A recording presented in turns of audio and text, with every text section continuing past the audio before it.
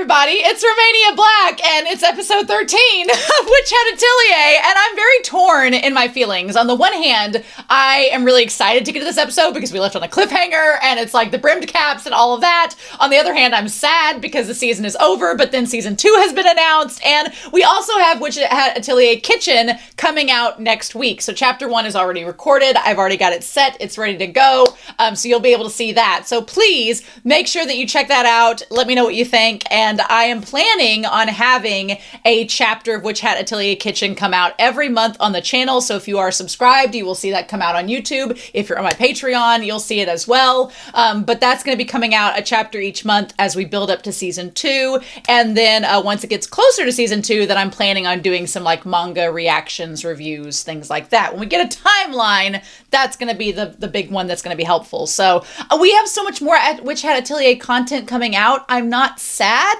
necessarily like I usually am with the season ending because there's more to come, but it is kind of bittersweet. I'm not ready to say farewell weekly to this crew because I've absolutely enjoyed these reactions. And thank you all so much for joining in and commenting and liking and sharing your thoughts. There's been so many different perspectives. It's been so wonderful. And I'm really excited once we get back into season 2 to build that up. So that's all coming. I'm excited about that, but I've got a couple comments that I want to talk about. Not a lot. It's not getting crazy, but a couple comments for episodes 10 and 11, and any comments I get for episodes 11 and 12 and 13 in the future, I will be incorporating those into the Witch Hat Atelier Kitchen videos, so keep checking back to see if your comment is featured in those. But Little Dude for episode 10 said, I noticed that Qifrey maybe tells on himself in the first episode. When he tells Coco he'll have to erase her memories.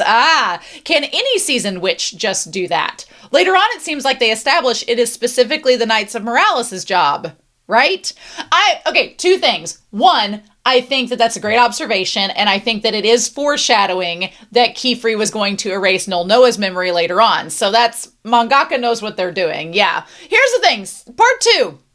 I think that's what makes Qifrey's actions so sketchy, because I don't think that any witch can just erase another witch's memory. That would be chaos. Can you imagine if somebody like Kukro says something out of line and then he gets paranoid about it and he just erases your memory? No! I definitely think that there is a specific authority you have to be able to erase someone's memory. I think that's why the Knights of Morales exist. If every witch could erase each other's memories, we wouldn't have a Knights of Morales. We wouldn't need to have a Knights of Morales. So no, I think that that is only supposed to be their job, and that's why Qifrey's actions against Null Noah are so extreme and so questionable. So that's a really good point to bring out. I'm excited for when the series gives us more on the world building with that, but I think they established pretty concretely that it's the Knights of Morales' job to erase people's memories, and that's why Qifrey's actions are so questionable.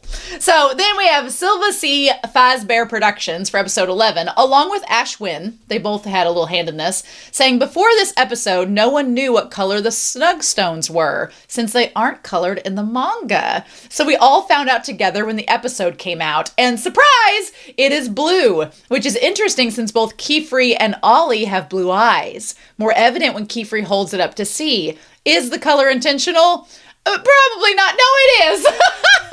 But it's interesting. Also, it's so sweet of him. Just after Coco's fever and from lack of sleep, he creates a sleep aid. Such a softie. Oh, Silva C. Fazbear Productions, you are very modest and in your shipping qualifications there, because yes, no, these Snugstones being the colors of both Ollie and Qifrey's eyes together is very intentional, very shipping. I'm like, yes, I'm sure they asked the mangaka, and the mangaka was like, here's the color of them. And it's like, yes, of course. Although that brings up something really exciting that I hadn't thought about, and that is that in the manga, it's going to be black and white. So I can imagine a lot of people that are manga only up until the anime coming out were excited to see like what colors certain things were and how things were going to be illustrated. Like, that's really cool. I love that. So yeah, that's awesome. But that seems intentional.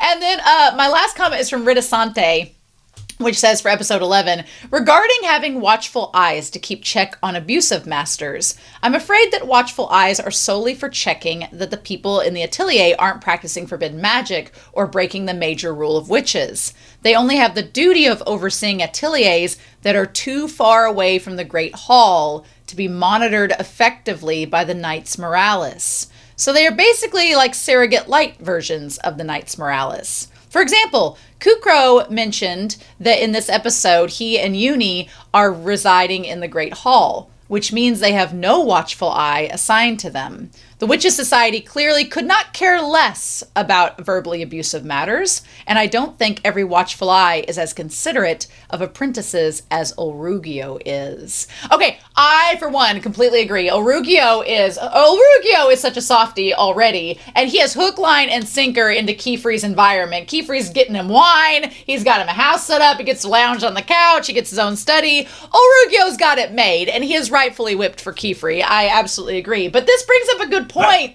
Look, give me my brimmed cap now. I'm a vigilante witch in this society, but I do think it's kind of like, oh, we're keeping track on the other witches to make sure they're not doing forbidden magic, but we're not keeping track in-house at the potential abuse that these witches are serving their apprentices. Seems a little sketch.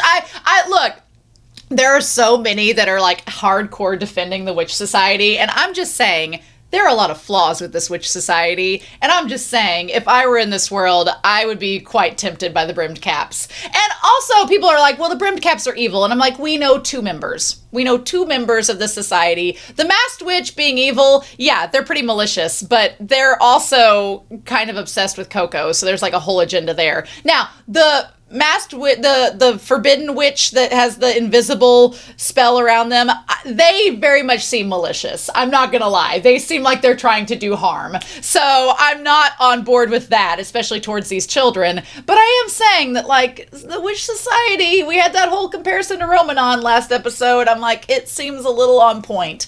But with the dub, I did go back and listen to episode 11. The voice acting in the dub makes me ship Euini and Richeh even more. Their voices are so well matched, and I realized, I didn't maybe articulate it as well as I wanted to last episode. I love two people who make each other challenge one another, and they make themselves better into better people because of it. So like Ollie and Qifrey is an example. Richeh and Euini is an example. And then you have Tarta and Coco and Agott and Coco. Like, they're both examples. So yeah, I love shipping where these two individuals make each other better by challenging themselves. And all of these ships that I've named are doing that, and I appreciate it. Also, Richeh yelling in the English dub, adorable. Like, her trying to make that little tiny mousy voice, like, enunciate and be louder and have more volume. Perfect. Her voice actress did an amazing job in the English dub. Loved it. So yeah, that's what we've got. I'm so excited. Thank you all again so much for watching with me, for having these discussions, debates. I'm a speech and debate coach, so debates are something that I really enjoy. So it's fun to talk about those things in a respectable and civil environment. So thank you. And y'all have been civil, so I appreciate that. And you've not been too spoilery. The mods have done a great job of being like, nope, don't read that. Spoilers, spoilers, spoilers. So they've done a great job with that. But I'm ready to get into some forbidden magic and get into the season finale. So let's get to that. Okay, we are going to be getting into episode 13 of Witch Had Atelier, and we're going to be starting that here in 3, 2, 1. And let's go!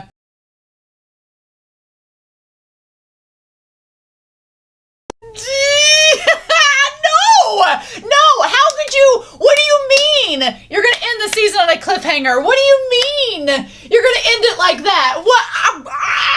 Okay, look. I normally do not react to trailers. I don't normally react to teaser trailers. I like to go in completely blind, but considering we have no idea when season 2 is coming out, look, I need you all to sound off down below. I've already recorded chapter 1 of Witch Had Atelier Kitchen, but if y'all want me to react to the teaser trailer in Chapter 2's Witch Had Atelier Kitchen, which will come out in August, let me know down below. And when I record that chapter and that reaction, I will start it with the reaction to the trailer. And maybe we'll do that. And I'll just save everybody's comments to be scattered about through other Witch Had Atelier Kitchens. Maybe I'll do 2 chapter reactions, 2 videos in August for it. I don't know. But I was like, that's not enough. No! And Euini!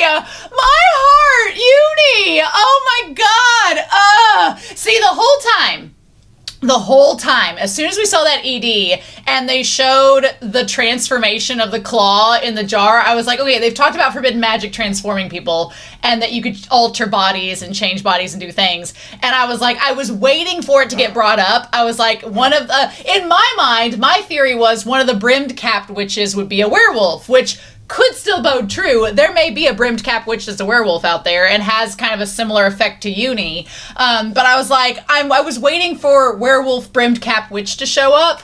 And then when it got to this episode, I'm like, well, maybe it's just like a foreshadowing of future seasons and future Brimmed Cap Witches. But the moment that the cloaked witch or the invisible witch said, I'm going to make you into a different form, I was like, they're going to make him into a werewolf, which right now he's just a wolf. So that's going to be interesting. We're going to talk about that in this video because I have theories. But yeah. Oh, wow. I just like the mangaka sinking my ship before I can even get fully out in the ocean with it. Thanks. Love that. Love that. We're going to talk about this episode because there's so much to talk about. And I did say I was going to go through the intro and we can now look through it. I went ahead and watch the English dub of this episode before even starting this discussion because I just needed to see the English dub. I just needed to go ahead and watch it. So I did. It was fantastic. All the voice actors, great. I have a couple of notes from that I'm going to bring up. Mainly, I'll go ahead and say it. The golems should not be active. The Brimmed Caps being involved. I mean, Qifrey making that immediate assumption makes sense because who else would have access to that magic? The Brimmed Caps seem to be the only ones that have kept the ancient spells that would let them do that. And then the witch hats being important. He says we don't let go of the pointed hats unless. That's when the English dub actor for Qifrey gets cut off. Which, at that point, I'm like, okay, the witch hats, if you find one, it probably means there's a pointed cap in danger. And that's what you need to go and check out. But, oh my god. So, let's just break down this episode and start with the intro. And we're going to look at that here in 3, 2, 1. Obviously, starting out with where Coco is from. We're going to just take this, like, frame-by-frame shot here. And then get into this. I don't know the spell that is for here in this part. I do not know what that encapsulates. I don't know if we're supposed to know, or if that's going to be a spoiler for later on. I also love how this OP integrates the like manga elements, like the way that the illustrations are. I can't wait. So we have Coco in front of, you can see Richie's ribbon. You can see like different herbs, things like that, the stars, the little horns, the jars, lots of little trinkets. You can see part of the silverwood tree that gets used to make the conjuring ink, all sorts of things, the compass, lots of things there. And then we have on the stone path, we have the masked witch and the books. So I'm also going to put up here, we have our little scales, which I love the scales. I love the way they, as the Forbidden Witch, I want to call them Forbidden Witch, but they're really invisible. The Invisible Witch, as they're talking, it looks like an infinity sign, which to me is this constant battle of morality and ethics that the Witch Society and the Brimmed Caps are at war with and struggling.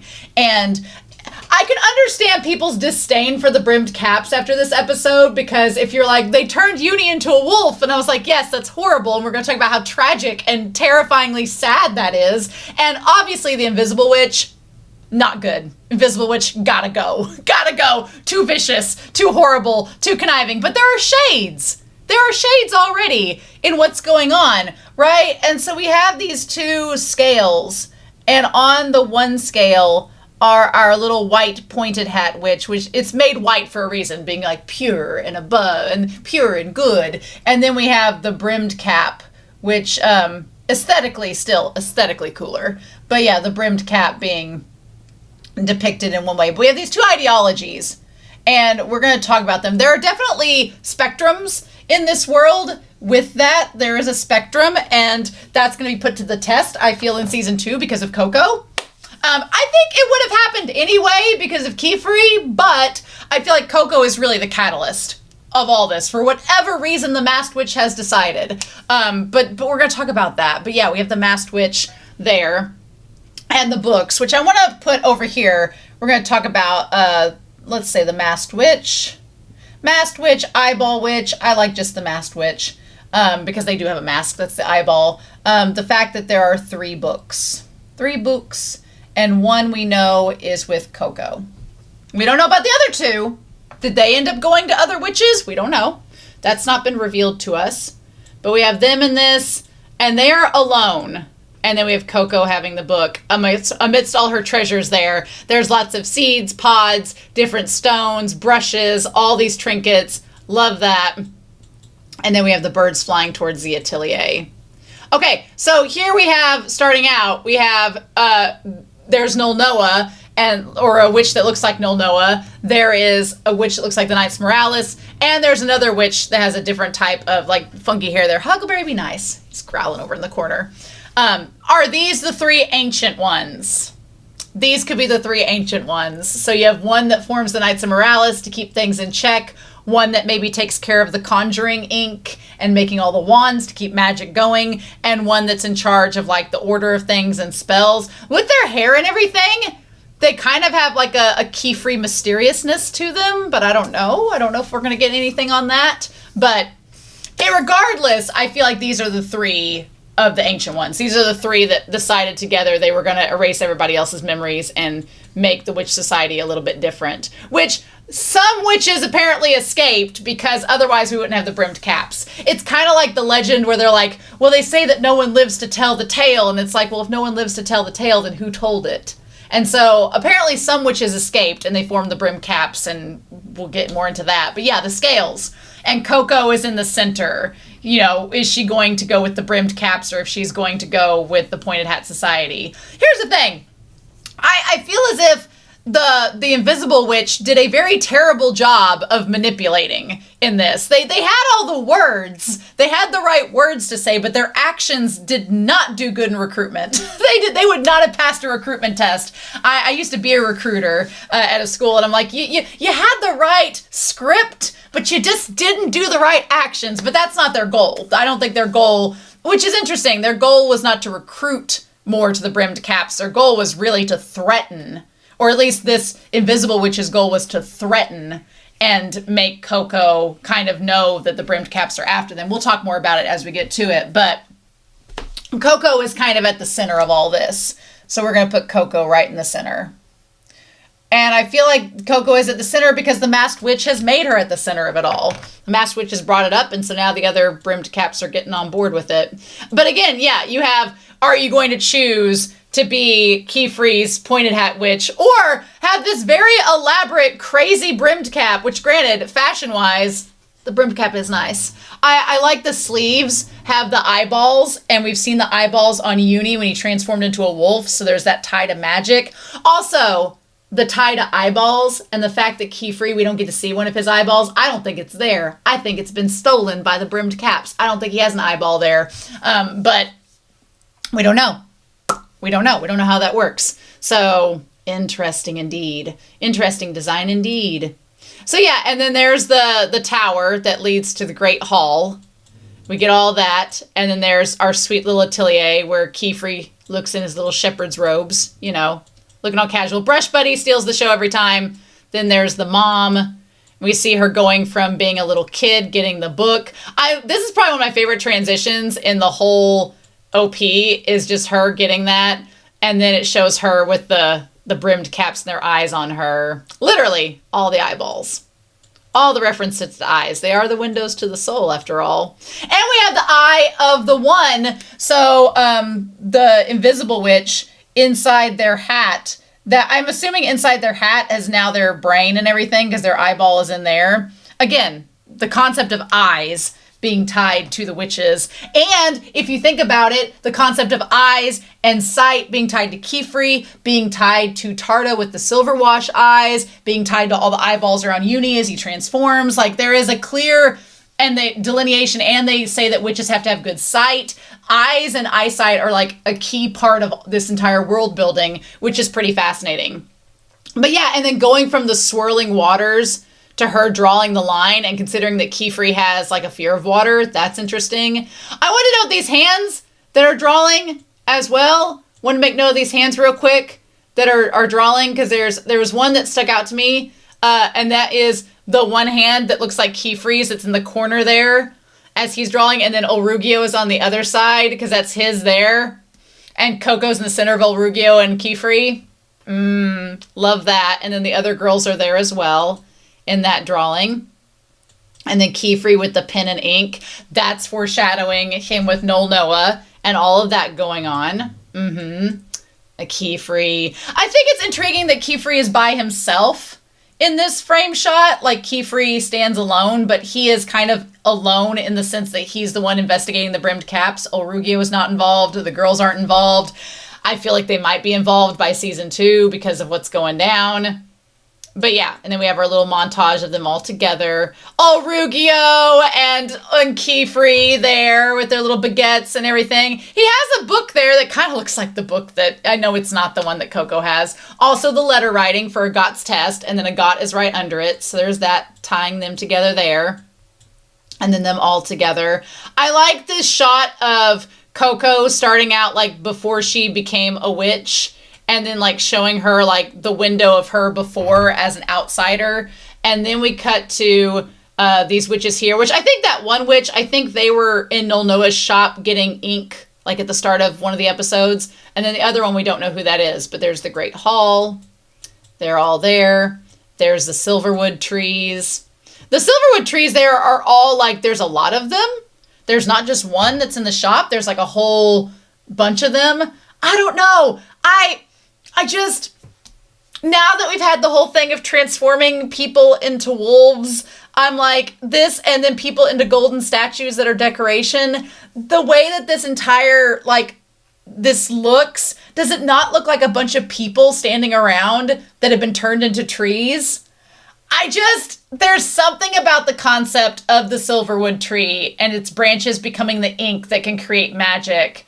There's something about that I'm just like, I'm hoping the trees aren't people, but I don't know.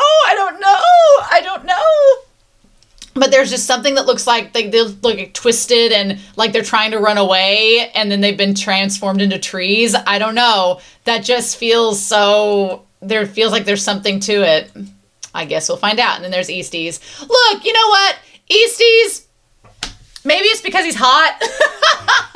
But you know what? I will play devil's advocate for Easties. He's just doing his job. He could be a little bit more considerate in his job and a little more, playing by the actual rules instead of like his whole thing of, I think there's a problem, so I'm going to act on it. He's got some flaws, but I don't hate Easties. I feel like some people in the comment hate him. Now, maybe later on I will hate him for what he's done, but we'll see.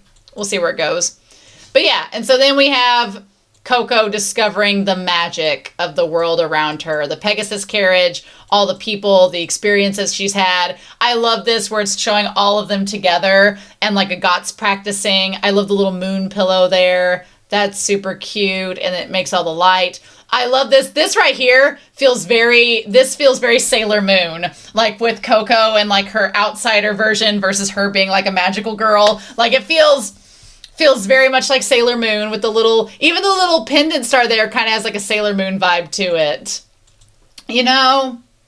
And then what else? And then Qifrey and the Tuver and him and everybody going through. Oh, and there's Euini and Elira. Wow, you see them at the end. See, when I was watching the OP earlier and we hadn't met Euini yet, I was saying, I think I said in one of the discussions, I'm like, who's this kid? And why is he with Elira? They aren't wearing the same robes, so that's not her apprentice. And now we know. Now we know the truth. Yep, and they all go through the different windows. And then there's the shop. There's the girls. There's the Silverwood tree. I like this. Our love triangle. the actual love triangle of the series, which is Agott, Coco, and Tarta. And I'm just going to point this out. I'm just going to make y'all notice the 3 colors here, green, purple, and orange, are the 3 secondary colors.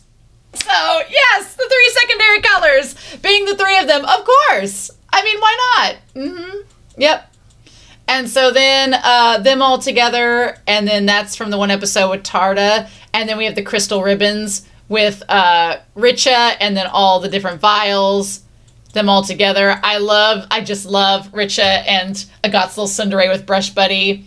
Then we have our 2 slutty dads who are they're both standing away from each other, but they're facing the same direction, which to me is like, there's a little bit of difference between their opinions, but in the end, they both meet in the middle, as a good couple should. Yeah. And then, of course, we have Qifrey and Coco, the Atelier, all this together with them, Brush Buddy, all that, and then Qifrey offering her the chance to become a witch. And then there we go. And then we all wrap it up in the actual book that was given to Coco from the Masked Witch. Intriguing.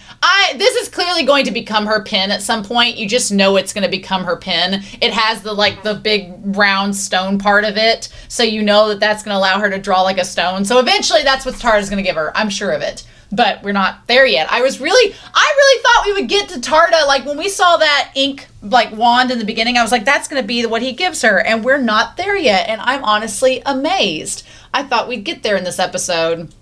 So, let's dive into this. Look at Qifrey, simpler times. With Brush Buddy, poor Brush Buddy. But yeah, so they're just chilling out and everything's going all right.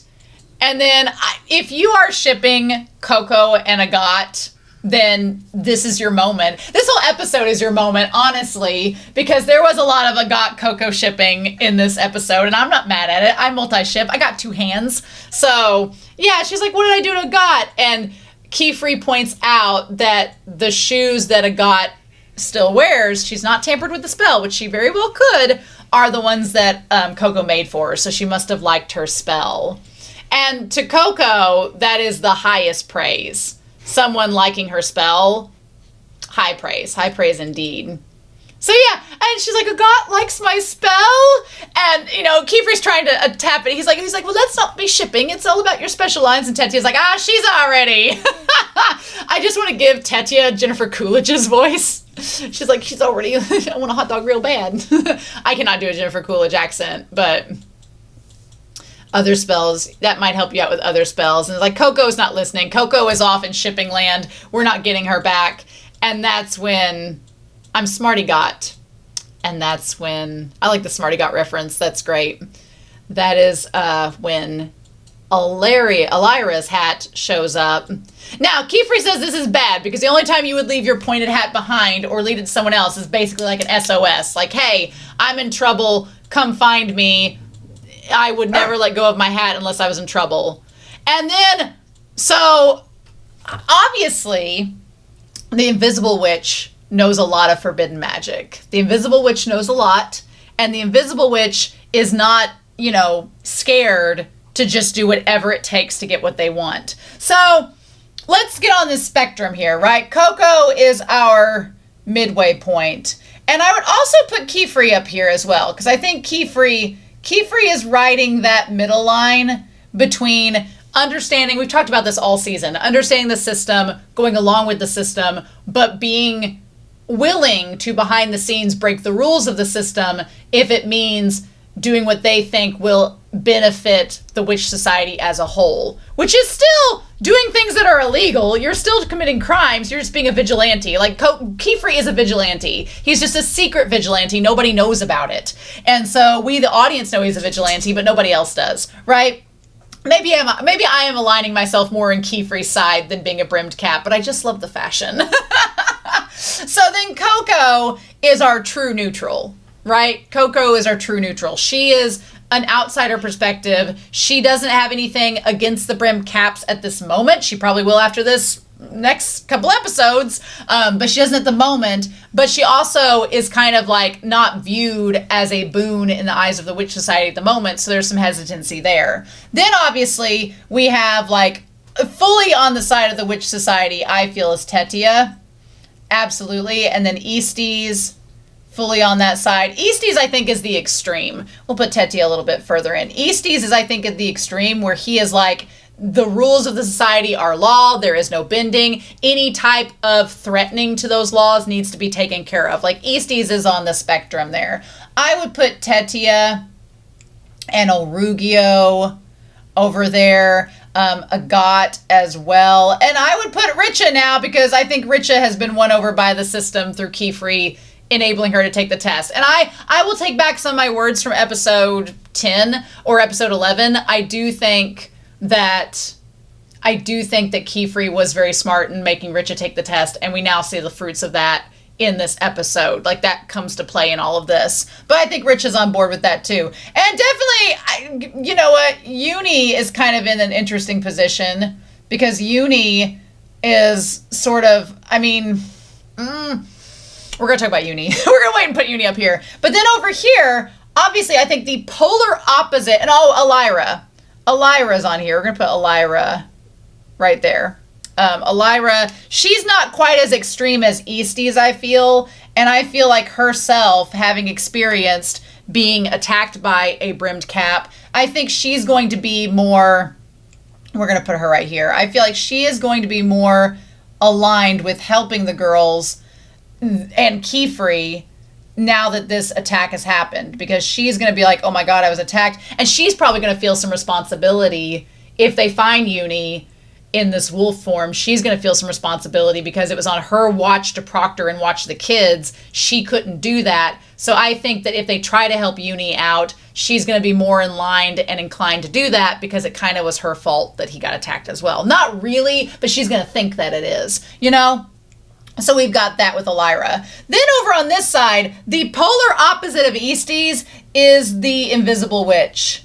Like, the Invisible Witch is just like, let's just use forbidden magic for everything. Uninhibited, do whatever we want, cause chaos, no order, just anarchy. Like, if Easties is the ultimate symbol of order and, like, structure, then the Invisible Witch is just chaos. Just like, I want chaos, I want us to do whatever we want, and if I want to hurt you, I can do however I want to, and you can't stop me. Like, that's exactly the opposite of Easties, which is not good. I think the way Easties does it is way too rigid. The Knights of Morales, we'll put them on here. I think the Knights of Morales are way too rigid. There's no trial, there's no judges. It's just, you did something bad, bye, and there's no question of it. But I think that the Invisible Witch is just as bad, just in an opposite way, where instead of having some decorum, it's just like, no, whatever. So, which is, we're going to talk about in this. But then I think the Masked Witch, oddly enough, I think the Masked Witch is not as extreme as the Invisible Witch, because if you think about it, throughout this entire season, the Masked Witch has only targeted Coco. They're not trying to hurt any of the other witches necessarily. Now hear me out, because I know what you're going to say. You're like, well, they put all of them in a labyrinth with a dragon that was going to try to kill them. Yes, he did. Dangerous situation. Do we know if he would have stepped in if Coco would have been nearly about to be injured? I think he would have stepped in because he wants Coco to be the Messiah, and we're going to talk about what he wants with Coco versus what the Invisible Witch thinks he wants with Coco. But I think, or they, keeping it gender neutral. But the Masked Witch, I think that they would not have let Coco suffer in the end. I think they would have stepped in and tried to help Coco get away from the dragon, or would have stepped in and talked to Coco.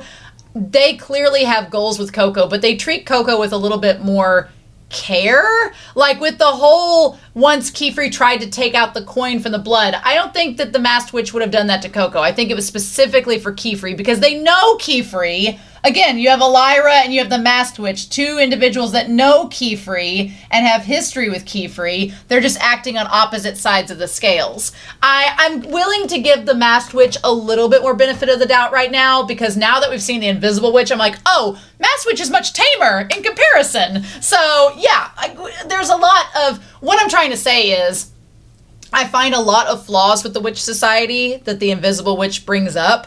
I think a lot of them are going to be called into question in season 2 especially. Now, especially with Euini's case. But I do believe that there are going to be, just as there are layers and shades of gray within the Witch Society, I am hoping that there are layers and shades of gray within the Brimmed Caps. That not every Brimmed Cap is kind of psychotic and chaotic like the Invisible Witch, that there are other Brimmed Caps that are maybe more toned down. There are Brimmed Caps that have been shunned from the Witch Society and they're acting because of that. I want this to be Attack on Witches. Is what I want. And I have faith that the mangaka is going to include that depth. So I don't want to be the person being like, down with all the Brimmed Caps, they're all evil. I'd rather be like, yeah, there are some evil Brimmed Caps, but there are also some messed up, corrupt witches that are pointed hats as well, like Qifrey, for example, which Qifrey probably will not even care that Euini is gone. That's how terrible he is. So he'll probably be like, oh, I can get a new apprentice now. And it's like, dude. So I like that there is some complexity being set up in all of this. But yeah, way to get us, like, Qifrey is questioning, he immediately realizes the Brimmed Caps have to be involved because otherwise, how could they be involved? But that rock falling and attacking him and, like, striking him, I mean, that wasn't even the Brimmed Caps. That was just a rock falling and hurting him. Like, that immediately sets the stage of, oh shit, we are in trouble. Qifrey is hurt. And we're going to get back to him, like, way later in this discussion. But yeah, not good. Not good, Cotton. Meanwhile, the three kids are like, what are we supposed to do? That was a Brimmed Cap. And I love that Euini is immediately like, well, what are we going to do? We can't do anything. And Richeh's like, what did I tell you about doubting yourself? Don't do it. Don't doubt yourself. And he's like, oh, I love that the way she growls at him and then he becomes a wolf later on. Look, okay, they transformed him into a wolf. Do I think that there is an immediate way to... Is there an immediate way to fix him? I don't know. The way that it's like, even the Invisible Witch was like, I don't know if there's a way to turn him back. You know, people don't use forbidden magic anymore, so how can we study it? How do we know? I do think that he brings up a good point with that, and we're going to talk about it, but I don't know if they're going to be able to turn Euini back, which is the most tragic thing of all tragicness. However, I do think that maybe there will be a way, because whenever he transformed, he talked about vanishing, like losing himself, so he was becoming a beast. But maybe if they find him, maybe there's a way to, I don't know, like get him to where he can think again, where he's not just a mindless beast. Maybe there's a way to do that, but I don't think they're going to immediately change him back. And if they do find a way, he might just be like a werewolf. What I'm trying to say is, though, that it could still work out. My ship right now is crashed and burned, but I still think that Euini and Richeh's relationship will be able to continue. They just have to find him first and then figure out what to do. But that's going to tie into all this, so we're going to save Euini for a little bit later. That's going to tie into all this and my theories about it. But yeah, he's just like, what do we do? I felt so bad for Euini. Like, he made these strides, and then he protected the girls in this moment. Like, he got them under his cloak so that the Invisible Witch couldn't see them.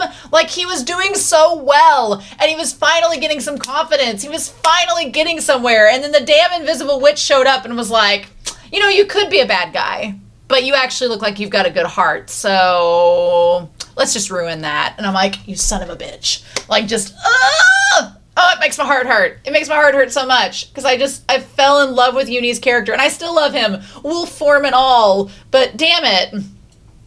So, the whole time, I was worried about these damn Murphins. And now it's going to be like, one person's going to pass the test. So the irony of all ironies is that Richeh may be the only one to pass the exam.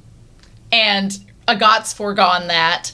Euini cannot pass the exam, so Richeh, being the one person that didn't want to take it, being the one to pass it, is the irony of all ironies. It's like, okay.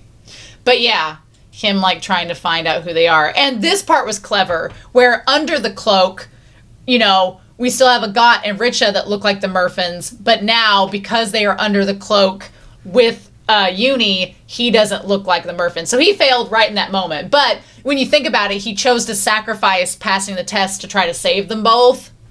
Euini is such a real one. And that's an example, like, Euini is courageous. He has that courage inside of him. He just doesn't know how to act upon it. And I'm like, son of a bitch. Oh my God. I just, It just gets me. It just gets me. I'm like, oh my God, I cannot believe it. Just damn. So yeah, so the invisible witch manages to hear them. Who hides themselves in the darkness? So the invisible witch gives 3 reasons why you would hide in the darkness. So those within the darkness are either one of 3 things, according to him. They're either hunters. They're either hunters going after their prey, which I feel like that is going to come back at some point as well. Sinners hiding secrets. Sinners hiding secrets. Hunters going after their prey. Or the third option that he gave was weaklings driven by fear. Those that are with fear trying to protect themselves. And in this moment, they are number 3. They are the weaklings because they don't know how to fight him. And so he's like, well, I'm clearly number 1. So which one are you? Oh, that eyeball is crazy. Crazy. Yep. And he's like, then I'm the hunter here. That's so crazy. And so I was really afraid. I kept thinking that they were going to try to like take Euini away. And they kind of, like, they do bring him over to their side, inadvertently. Because he's like, at first I thought that the masked witch would try to take Euini away. Or when he was trying to sweet talk them all and tempt them, I thought maybe Euini would go for it to save them.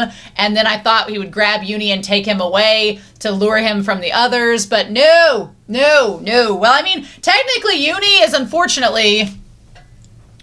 like riding this line between the masked witch and the pointed cap witch.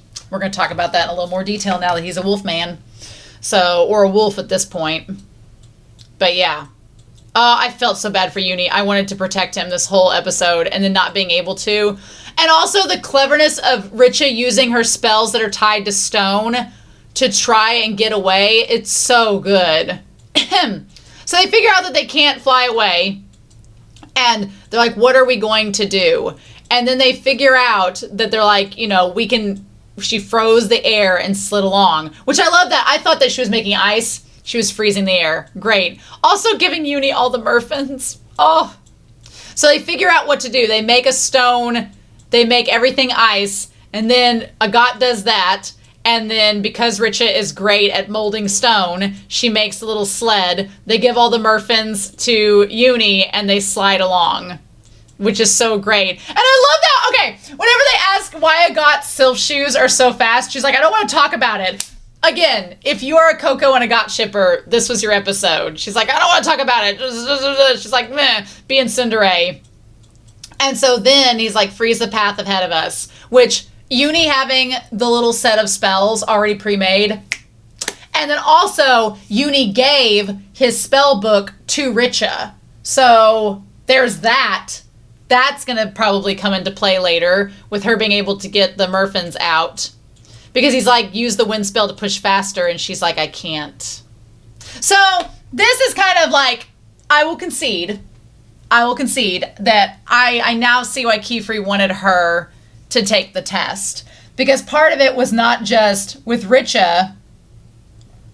It's not just the fact of that she knows spells and is able to use them creatively, because she does. She very much does. I mean, that's a big part of her character. And part of this test was her figuring out how she can use the spells that she knows to her advantage in new ways, and that she can use them to do more than she thinks she can. But part of this test was also to show her the reason why you still need to learn the other spells. So now she's seeing all those times that Qifrey was trying to tell her to learn the other spells. She can see why now. It wasn't just him trying to force her to do it. He's like, I need you to do this because it's going to come in handy later on. You just can't see it now because you're a kid and you don't have that experience. And now that she's in this situation, she's like, oh my God, I do need to learn these spells because otherwise I can't be of use as much as I need to be. And in a circumstance like this, she wants to be of use. And then the guilt later on that she's going to feel when Agott sacrifices her chance to pass the test to go find Euini, which is something that Richeh cares about, but Richeh can't do what she cares about because she's not adequate enough in the spells that would be needed to do so. The book, the mangaka, the story, it's just great. It's amazing. I'm like, mwah, mwah, mwah. I want to give it all its flowers because that's just genius. I love that so much. Yeah. And then, I'm sorry, but when he gives her the spell book, I was like ship cemented, sails out, pushed out to sea, champagne bottle crashed against it, and then what happens? This mother trucker comes in and complicates the whole thing. I can still ship them, even though he's a wolf. I can still do that. They'll find a way to make it work. It'll be fine. Damn it.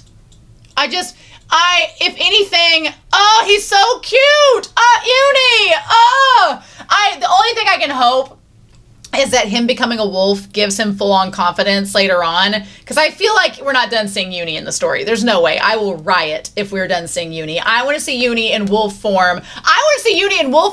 Bite the snot out of that invisible witch. I want to see him bite through that hat and bite through the casting seal that makes it all go in there and just wreck him. Just do it. Do it. I want to see it. I want to see that. I will scream so hard. I want to see it. I just feel like that they're setting that up. Like that he's going to come back and have something to prove against the invisible witch that turned him into a wolf. But I want Euini to get that confidence that he was starting to get cemented. And if being a badass wolf lets him do it, let it happen. I'm all for a werewolf story. So I'm all here for it. Like, give it. Let's go. But damn it. So she ends up taking the book and using the spell. And you can just tell, like, build up our ship. Damn it. Just build up our ship. I'm here for it. Also, if you've ever watched Jujutsu Kaisen, there's a dark-haired character and a teal-haired character that I ship really hard with turquoise hair, if you will. Turquoise hair, if you will. And so maybe that's why I'm shipping them so hard, is because it's kind of remnant of that. And there's some other similarities, too, when I think about it. So Gege was maybe taking some inspiration. Who knows? But yeah, so they're sliding along. And of course, Agott, at first I was going to get onto Agott because she's thinking like, well, why'd this happen when I'm taking the test of all times? And I was going to be like, Agott, now's not the time to think about that. But then she makes the realization that the Brimmed Caps are after Coco because it's happened back at the labyrinth because of Coco. This is happening here. And she's like, okay, which when all this is said and done, so here's the like chain of events right now. Qifrey has been doing all of this in secret. And right now, no one has really gotten involved because he's either erased their memory or no one's caught on to him. But now you have Agott who has realized this about Coco. Is he going to erase Agott's memories? I doubt it. So then what is Agott going to do? She's probably going to talk to Coco, or she's going to talk to Olrugio or something. People are going to get involved. This whole Coco being the target of the Brimmed Caps, I don't feel like it's going to stay a secret unless Agott chooses to keep it a secret. I don't know. But she realizes the Brimmed Caps are after something, and it's not us. That is a dangerous line. It's not us. Because I don't think Agott meant it. Let me clarify. I don't think Agott meant to do this, but what she just did was she still, despite everything Coco has done, despite all the strides Coco has made to be a witch, Agott just excluded Coco in that moment, saying she's not one of us. They're after her, the outsider. Like, she's still not integrated into the witch world, despite being Qifrey's apprentice. And I don't think Agott meant to do that, but she did. It was subconscious. She subconsciously excluded her.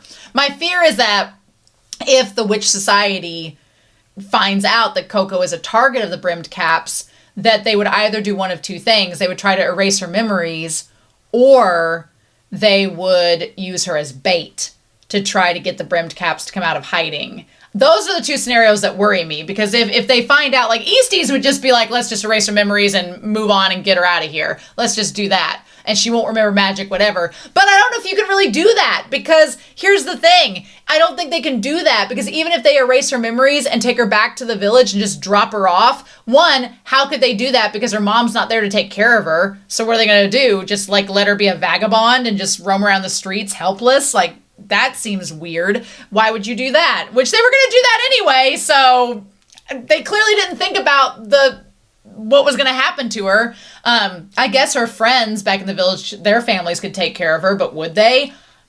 There wasn't a lot of thought going into that when he was just like, erase her memory and move on. But, which again is for witches trying to protect other people. I didn't really think much about that. But then too, with that, if they don't erase her memories, even if they took her back to the village, what's stopping the Brimmed Caps from going up to her and then recruiting her anyway because they know she has talent? Like, this is going to change everything. The witching world, the Pointed Hat Society will have to change because of Coco. The structure of it is all going to have to change. She is like a cataclysm that has just brought change to everything, which maybe that's what the Masked Witch wanted. They were like, I want to bring this change, and you're the way to do it. You're the tiny little crack in the dam that is going to change the Witch Society. Because I didn't want to bring this up till we got to Euini, but we might as well talk about it now. Agott, knowing that Coco is the target, changes everything, because what do we do with that knowledge? If the other witching world doesn't know about it, that now Agott and the Atelier know about it, so it's going to change the way that we go about things. But the whole thing with Tarda, because of Coco's influence, now wants to be a better witch, but he has Silverwash eyes. So how is he going to go around that? Well, he's probably going to find some way to find accommodations for his disability, but the Pointed Hat Society did not even consider that a possibility. So what are they going to do when he brings all this stuff up? He's going to be like, well, who gave you these ideas? Well, Coco did. And that's not a big thing. That's like off in the corner. That's like way over here. Euini is the part that's intriguing. Because Euini is now a wolf. He's like been turned into a scale wolf. Maybe he's a regular wolf, but he has the scales on him. He's been turned into a wolf.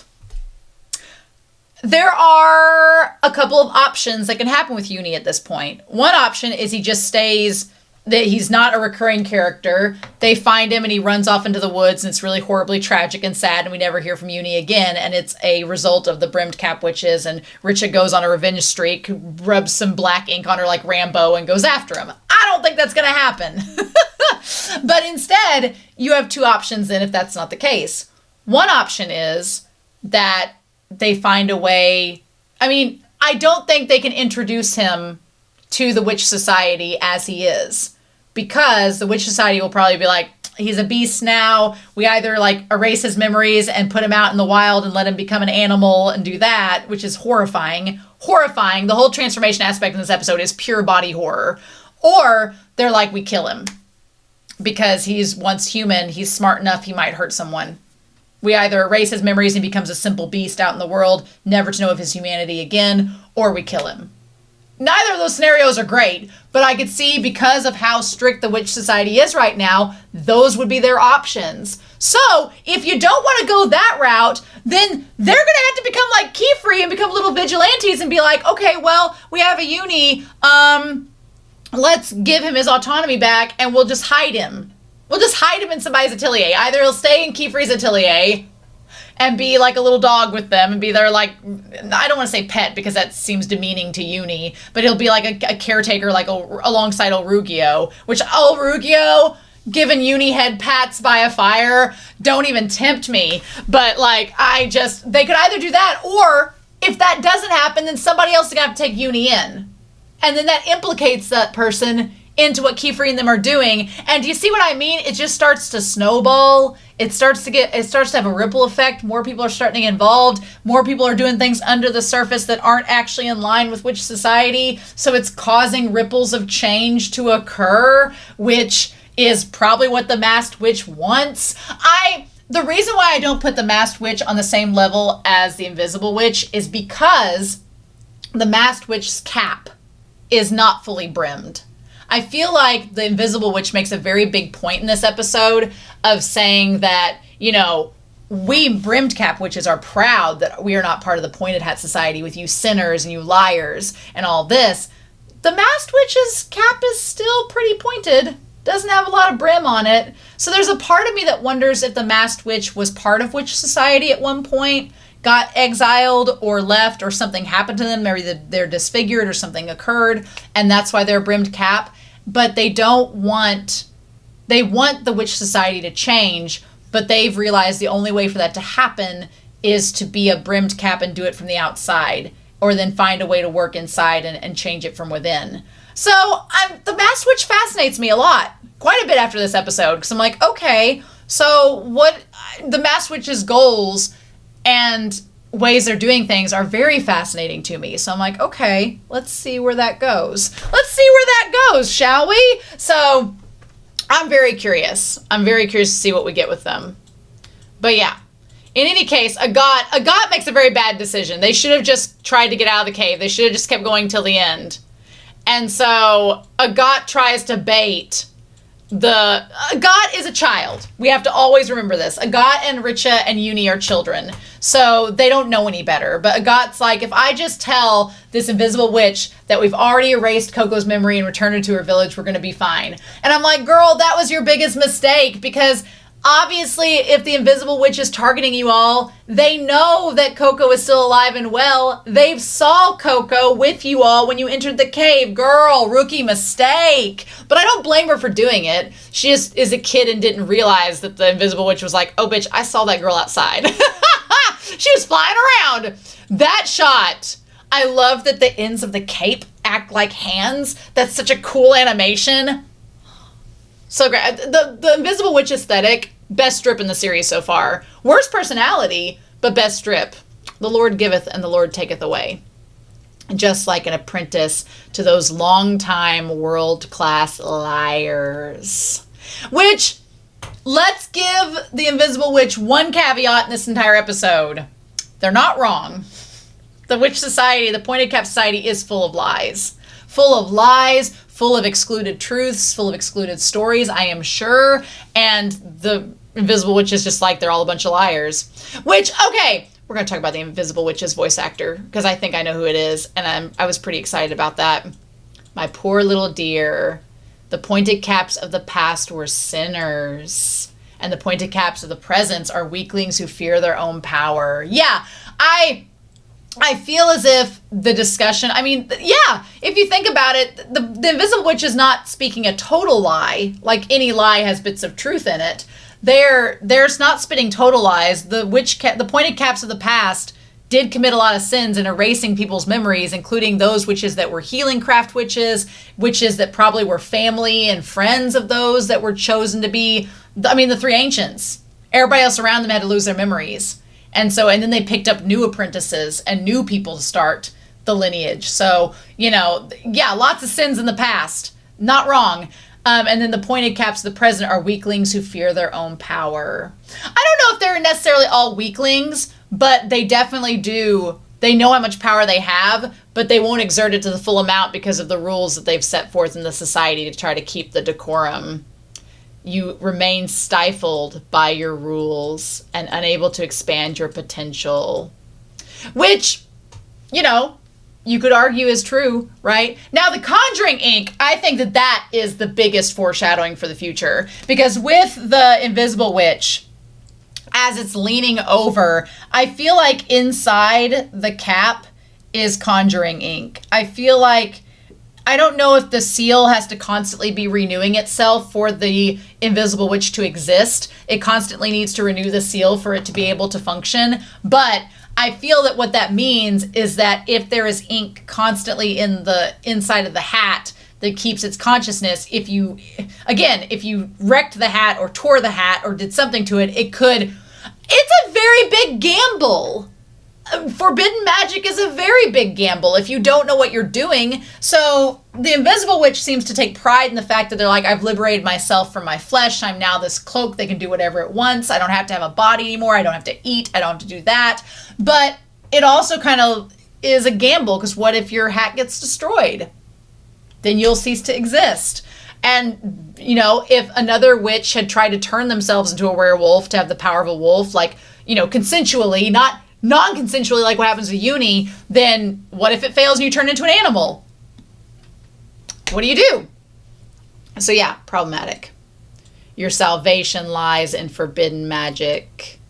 So yeah, granted, there's lots that I think forbidden magic holds that would be very beneficial to the Witch Society, but And here's the thing, the Invisible Witch had the script. They had the recruitment script in their hands. They just did not go about it the right way. I was like, man, as a recruiter, you did not do your job. Because they have all the right things to say. They're like, well, you could grow up in an instant. Isn't that what you want to do, Agott? You could do that. You could, live in a world where you could remain a child forever. You could make a world like that. Or you could have a world where you don't have to hide your spells. Like, everything he says, or everything the Invisible Witch says, is catered to what those children want to hear. It's just, when you say it while pressing you to the ground and threatening their lives, they're not so inclined to go along with you. I'm like, I think instead of convincing them, you've just made them dislike you even more. A world where you can be your ideal self. Oh, Euini.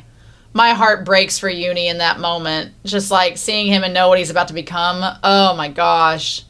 I did not peg Richeh to be in a Beauty and the Beast scenario, but she really is in a Beauty and the Beast scenario, and the Invisible Witch is the Enchantress. Like, just, oh my gosh. Crazy talk. Crazy talk. So yeah, it's like, soon enough the world will remember. Ooh, I do think that, which kind of hat witches were meant to wear. Oh, I love it. Look, I know y'all hate me, but the brimmed caps do have the best drip. They do have the best drip. It's so tragic. They do. The brimmed caps look so badass. But yeah, I love this, the black and white. But if you notice, they both have, like, the black hat has a silver tip, the white hat has the gold tip, and then there's, like, the equal tassels and the one over the other. Like, I feel like the solution is that it needs to be balanced. And right now the balance is out of sway, right?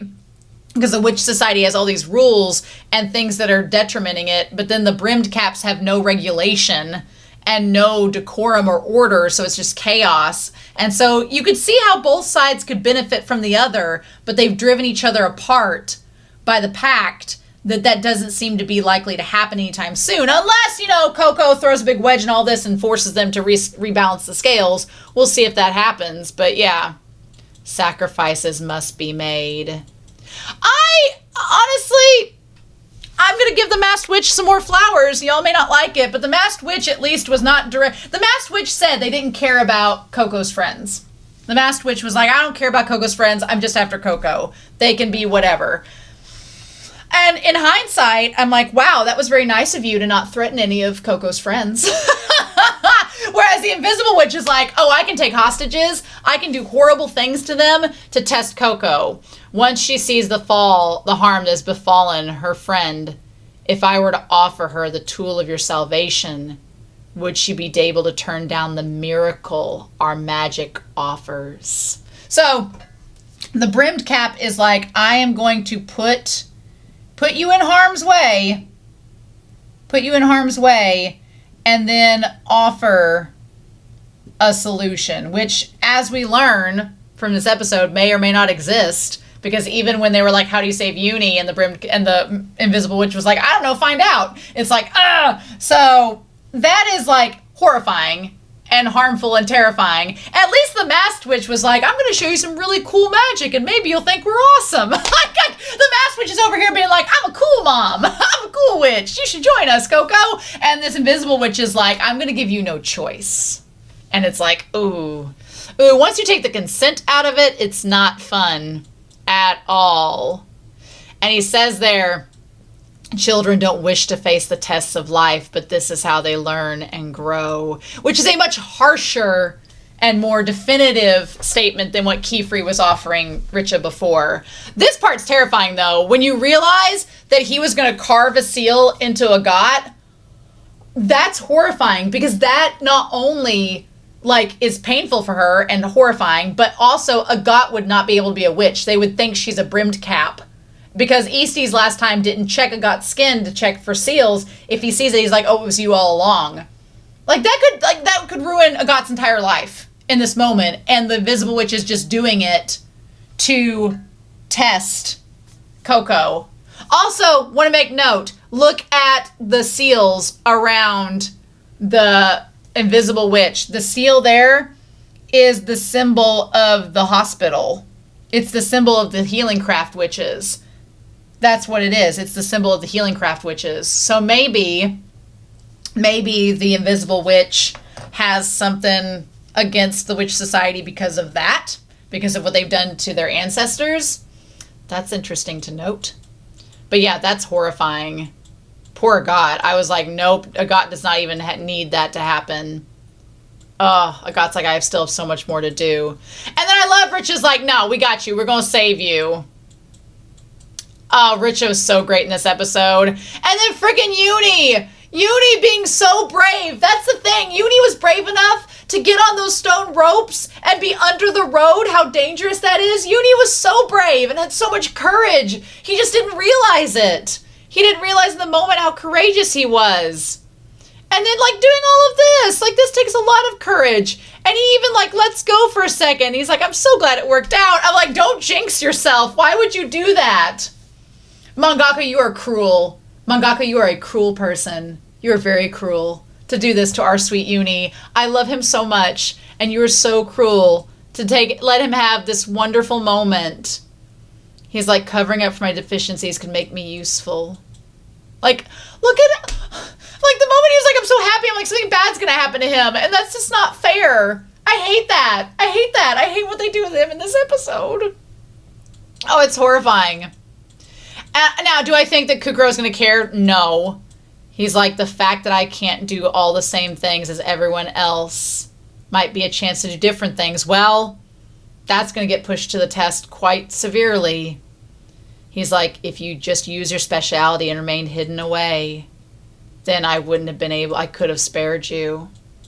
And he says, those who cloak themselves in the shadow have more of a dark side, but you're lacking there.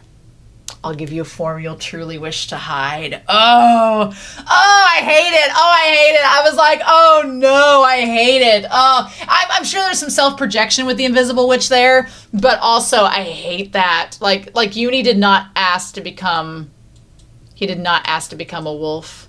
No. Oh my gosh. It's so, like, just sheer body horror. Straight up body horror of him transforming into a wolf. That is absolutely what it is. I really can't wait to see it in the manga. But yeah. And he says to save me. Because he says he felt himself vanishing. Like, I think right now, Euini doesn't have any, like, self-consciousness or autonomy. He's just a scale wolf. Wow, like, the whole, like, foreshadowing that. And becoming the borrow shade and having the cloak meld with him to turn him into the scale wolf part. The scale wolf part of the cloak and the borrow shade, like, melding together with him. Oh my god. I think that if they do find Euini, he will not have, he doesn't have his, like, autonomy right now, but maybe they can help him get it back at least. That shot is crazy. All the eyes coming off of it. Like, the eyes coming off like scales, but that's the forbidden magic at work. Oh my god. Ugh. Poor Euini and his green eyes. Ugh. And then he just runs away because he doesn't understand what's going on. And then we gotta go chase him back. And then this part, yeah. So then the invisible witch shows up just to be a bitch. Just to be a teasing bitch. To think it would integrate the scale wolf fur used to make the cloak. And again, the visible witch tosses about this little thing being like, you know, since we haven't been able to study forbidden magic, we just don't know the limits of it. I wish that we'd done some research. I mean, I don't know. It's such a double-edged sword because the invisible witch is saying like, yeah, we've got all this stuff to make a bomb and we've been making bombs, but man, wish we could research it more to know what would happen. It's like, you knew what was going to happen, you bitch. Just, yeah. Any chance of Richeh becoming a brimmed cap after this, I don't think is likely, unless the only way to become a brimmed cap is to save Euini. But again, I think witch society is going to change because of all this. But we don't know what they'll do until we use them. I'm like, he says it wasn't what he expected. I'm like, what did you expect to happen? Or were you just lying? He's like, if you want to him, then be my guest. And that is truly the brimmed cap, the invisible witch says there. They're like, sure, go try to save him. The witch society won't let you do that, but you go ahead and go try. I feel like the brimmed cap is also getting to the point of the witch society as it is now if you have anybody that you care about that has a disability, an exclusionary element, or anything stacked against them that doesn't meet the exceptional expectations of witch society, then your chance of integrating him into that world is null and void. He's like, Euini getting accepted by the witch society, not going to happen. I've ruined that. You want to save him? Cool, but you're not going to be able to stay in witch society and do that. So it's, oh, that's devious. He's like, if I can't convert you with my recruitment methods, I'll just make scenarios where you won't have a lot of choices. Magic has all the power to grant all the wishes. What happens next is entirely up to you. I love that he tilts his head as he says that. I say he because the voice actor that plays this cloaked witch, I believe, is the same voice actor as Mayuri from Bleach, who also plays the voice actor of Frieza from Dragon Ball Z. Perfect voice acting choice. Love that. But also, if you've ever watched Bleach, like Mayuri from Bleach and this Invisible Witch would get along like punch. They would get along like punch and cookies because they're kind of both like the idea of experimenting and using science. It's interesting indeed. So yeah, and then he vanishes because he's like, bye bitch, and leaves them alone. And then this is the part that really gets me, is that Agott's like, we have to take the Murphins through. Like, we have to finish what we started. And he's like, we have to tell others about Euini and Elira. So we have to get the Murphins through. And then this is the part, like this one shot of Richeh by herself here in the light is so sad, because Richeh's realizing that because of her stubbornness and because of her clinging to not changing or being open-minded, it's made it to where the one person she wants to save, her friend Euini, the one person she cares about in this moment, she's helpless. She can't do anything because she chose to be selfish. And it's like, that sucks so bad. It sucks so bad. Like that lesson Qifrey was trying to tell her and she wouldn't listen. And Orugyo said, it's only going to be to your detriment. And now Richeh not only has the guilt of what's happened to Euini and her not being able to help, but she also has the guilt of she allowed Agott not to pass her test because Agott was the one that had to go back and save him. And Agott knows, which, you know what? Growth for Agott, despite all this, that Agott chose to go save Euini because it meant so much to them. Like, that's crazy. But damn. So then we cut back to Brush Buddy, MVP of the season. And the fact that Qifrey saved both girls and, like, rescued them both as they fell. Oof. That shot, though, like, the shot when she looks over to him, not only him being cut by the boulder on his shoulder, but it cracking, like, around his head and cracking the black glasses. Again, I was like, are they going to show us what's underneath that hair? They are not. They are not. They're keeping it as tight as Sanji from One Piece for, like, the first half of the series. But yeah, when she goes to grab his head, here's the thing. Something has happened in his past. Something has happened that whenever he feels like someone is close to him, in close proximity, then he kind of freaks out. Like, that shot, something has happened to this man in his past that is making him act this way. That you've reached for him, and he's like, nope, nope, nope, nope, not at all. So something has happened. We just don't know what. Indeed. Indeed. I'm like, what has happened to you, sir? What are you hiding? That shot, that face is terrifying. And then and Coco's just like, oh, and then he hears that somebody's coming, and he's like, be quiet. Like, there are some really great Qifrey shots in this, and that is one of them. That's not going to be the thumbnail, though. We're going to get to it in a second. But, yeah. So then they land at the bottom of the cave, and what is there but the Romanon ruins, and the fact that all the people transformed into golden statues. Like, also, just gonna talk about this. When they said transformed into golden statues, I thought, just people turned into gold statues used for decoration. The fact that they can not only move around, but they've been transformed into animalistic creatures as well, like gargoyles. What the fudge was going on down here? Like, what were y'all doing? Were you torturing people? Like, what? It feels like they were just experimenting on forbidden magic, like the Invisible Witch said, which is nuts. So, yeah, that's not cool. I would not imagine they would be excited to see any witches because of this. Vile, vile witches. The people of Romanon transformed alive into gold decorations. Which also gaudy decorating style, if you thought that was good. They hold a deep resentment towards witches.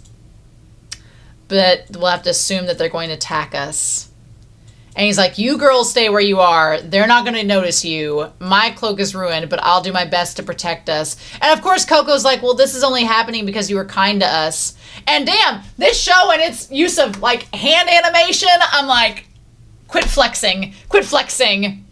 He's like, I will protect you. That shot is the thumbnail. That shot. As soon as I saw it, I was like, thumbnail. I had Euini last week, and I was like, I would like to have Wolf Euini this week, but it seems like a spoiler. That shot. He's like, I'm your master, and I'll protect you. That right there feels like him paralleling something that was told to him. Like maybe his master told him the same thing before something happened to him. That is very much what it feels like. I'm your master. So that has, like, it feels as if it has so much depth to it, so we're gonna have to see about that. And then he's like, just stay close to me. This felt, and that whole shot there, looking like it's straight out of the manga. Oh man, what is our boy about to do? What is he about to do? I cannot believe that they led us to have to wait until the end of this. So yeah, sure. So basically, we now have to wait till season 2. I would imagine if they already have a trailer out, they've been working on it. So it can't be that long, surely. I would say next year, maybe next spring. I don't know if it would be out by this fall, but maybe in January it's going to come out. Maybe that's going to be the case. I don't know.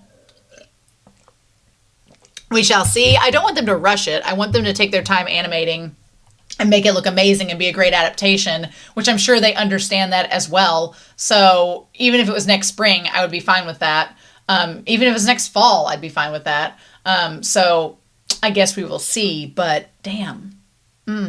So like I said, I already have chapter 1 of Witch Hat Atelier Kitchen recorded, cooked, ready to go for you all next week. But please sound off down below if you would like me to react to the trailer for season 2 next month in August with a chapter of Witch Hat Atelier Kitchen. I would be happy to do that if you all think that that'd be something that you'd want to see. Or if you want me to go in blind, I cannot see it. That's totally up to you. Totally up to you. But also, I will try to maybe do 2 chapters of Witch Hat Atelier Kitchen in August, just so that I can do 2 different videos, cook twice, and also answer your comments from these last couple of episodes and split them all up so the video's not crazy long and just full of comments. But anyway, we'll see. So with that being the case, I hope you all have enjoyed these reactions and discussions. Oh, my heart breaks for Euini. He's one of my favorites now, and he's still one of my favorites. So I just want him to, like, tear up that invisible witch. Maybe that'll happen down the road. I'll be rooting for it.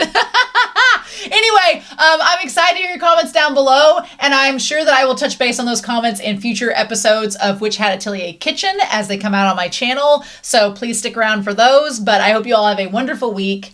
Please stay safe, take care, and yeah, I will be back very soon with more of Witch Hat Atelier, and I'll see you then. Bye!